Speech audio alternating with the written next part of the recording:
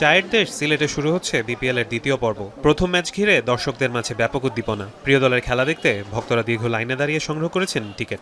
ছয়টার থাকি ছেলে ঘুম থেকে উঠি গেছেন যে তাই খেলা দেখতা ও ছেলেরে লইয়া আইছি। আমরা অডিট করতেছি, আমরা এসে দেখছি 5টা থেকে মানুষের উপচে পড়া ভিড়।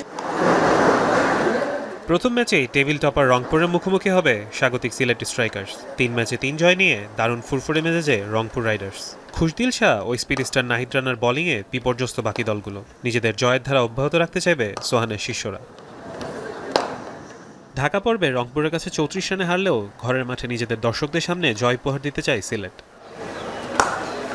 দিনের দ্বিতীয় ম্যাচে সন্ধ্যা 6:30টায় ফরচুন বরিশালের মুখোমুখি হবে দুর্বার রাজশাহী। 3 ম্যাচে 1 জয় ও 2 পরাজয়ে নেট রান রেটে বরিশালের চেয়ে কিছুটা পিছিয়ে রাজশাহী। তবে 3 ম্যাচেই রাজশাহীর নিয়মিত পারফর্মার তাসকিনের দিকে তাকিয়ে থাকবে সবাই। 12 উইকেট নিয়ে টুর্নামেন্টের সর্বোচ্চ উইকেট শিকারী তিনি।